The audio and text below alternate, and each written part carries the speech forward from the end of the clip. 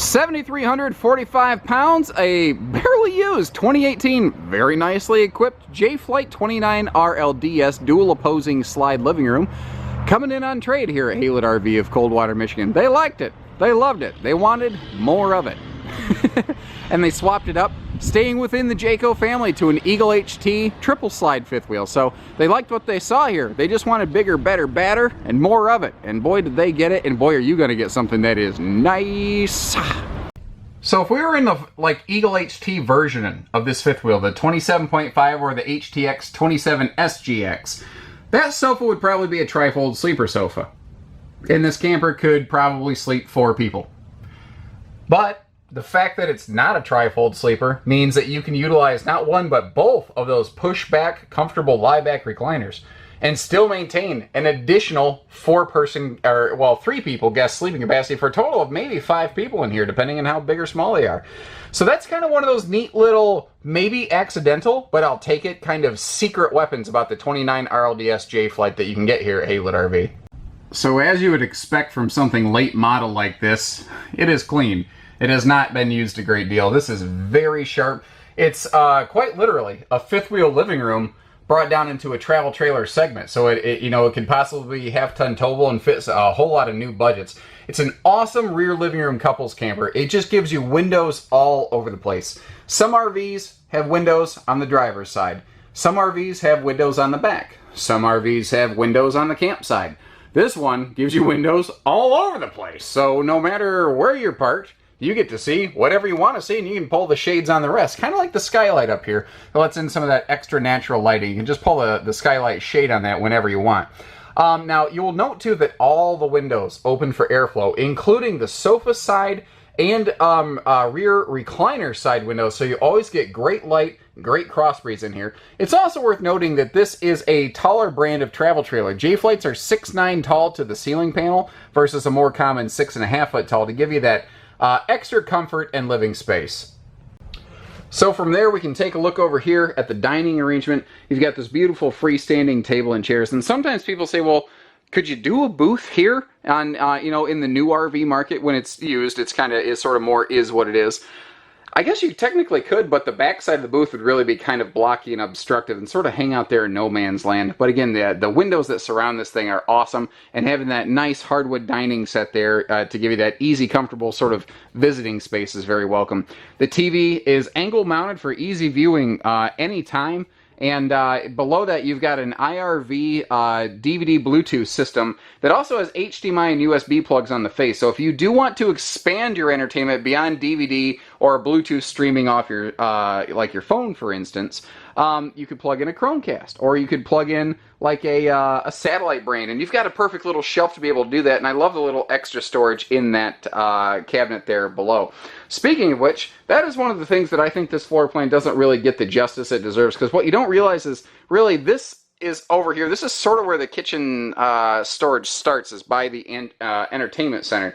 As we come over here, you've got triple plywood box drawers all the way down to the floor, and then you've got a huge wastebasket section below the sink right there for extra large storage as well. And note that you've got easy reach outlets right below the countertop line there, and I also like the indirect lighting right below the counter as well. It just kind of helps brighten things up a little bit, but especially at night, it gives you an easier way to be able to navigate the RV. Now, this does have a larger 8 cubic foot fridge freezer like its cousin, the Eagle HT would, and you can see that stainless appliance bundle kind of breaking up some of the monotony here to really kind of, change things up, free things up, all kinds of good news. Now, moving up here to the bathroom, we actually pass a kind of nice little hidden private command center, so that maybe the grandkids or something like that, or anybody, who doesn't need to be messing with your stuff, doesn't mess with things like your water heater sensor or system. So porcelain foot flush stool is part of the J-Flight Elite package, and one of the other areas that I think this bathroom does very well is this extra large linen cabinet, 6'9", double door, extra wide, plenty deep linen space right here, so that you can keep your towels, your beach towels, maybe extra dry goods from the kitchen in here if need be. Now, the little LED light that we're looking at right here, during the daytime with all the bright white lights on, doesn't seem to do much for us, if I can find the right switch. But at night, it'll really help this bathroom glow quite a bit. Again, with light pollution coming in from that skylight, you won't really get the full effect of that. but it will make the whole room glow just enough where you can get in here and see without really turning on a lot of bright white lights to disturb both, it stings your own eyes as well as disturbs everybody else.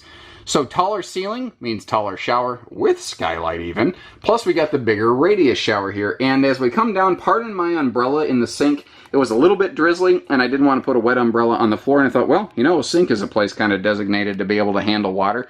Why not put that there? This is a dual entry bedroom. But I do apologize, and dual entry bath actually. I do need to swap camera batteries. It's blinking at me and I'm about to lose you. Alright, battery swap complete. Moving up here into the bedroom.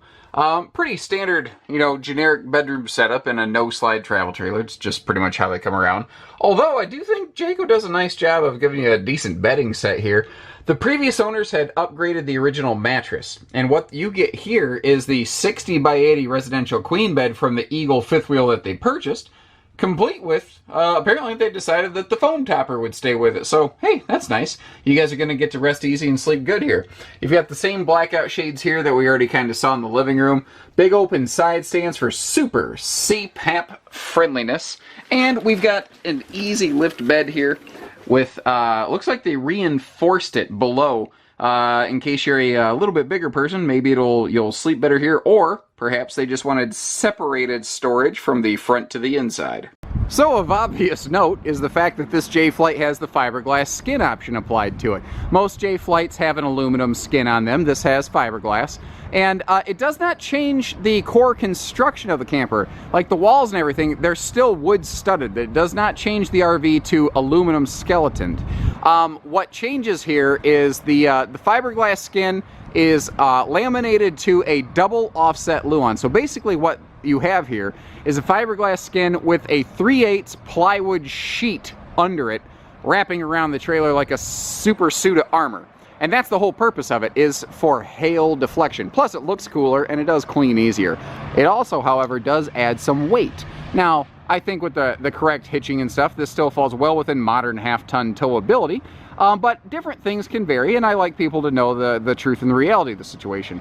So we've got that power awning here with easy tilt arms, LED lighting under the base, and it even has speakers built into the awning arms, so that when you open the awning, the speakers point down toward you. Now, the one thing that actually does really change with the fiberglass skin is the front nose of a J-Flight.